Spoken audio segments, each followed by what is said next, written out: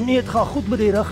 Gaan meer uit as wat ek uitgaan, maar dis seker maar hoe die ouderdom maak.